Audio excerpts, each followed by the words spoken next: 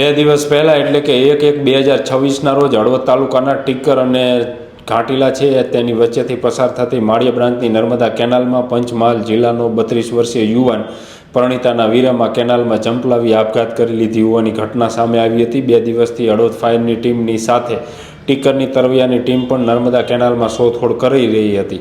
જોકે આજે બપોરના સમયે આ યુવાન છે તેનો મૃતદેહ નર્મદા કેનાલમાંથી બહાર કાઢવામાં આવ્યો છે અને તેને પીએમ માટે હળવદ શહેરની સરકારી હોસ્પિટલ ખાતે લઈ આવી આગળની જે કંઈ કાર્યવાહી છે એ પોલીસે હાથ ધરી છે।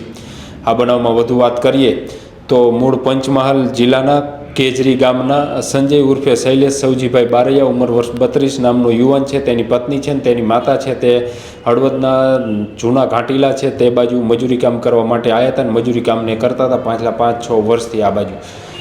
તેની સાથે લોકો પાસેથી એ પણ માહિતી એક મળી હતી કે આજે સંજય ઉર્ફે શૈલેષ છે તેની પત્ની 15 દિવસ પહેલાં જતી રહેતા સતત ટેન્શનમાં રહેતો હતો અને એના કારણે તારીખ 1/1/2026ના રોજ શૈલેષે નર્મદા કેનાલમાં છલાંગ લગાવી આપઘાત કરી લીધો હતો, જેથી હળવદ ફાયરની ટીમ પણ શોધખોળ કરી રહી હતી। તેની સાથે ટીકરની તરવૈયાની ટીમ પણ શોધખોળ કરી રહી હતી અને આજે બપોરે એટલે કે 3/1/2026ના રોજ ટીકર તરવૈયાની ટીમ દ્વારા આ શૈલેષના મૃતદેહને નર્મદા કેનાલમાંથી બહાર કાઢી હળવદ સરકારી હોસ્પિટલ ખાતે પીએમ માટે લઈ આવવામાં આવ્યો હતો।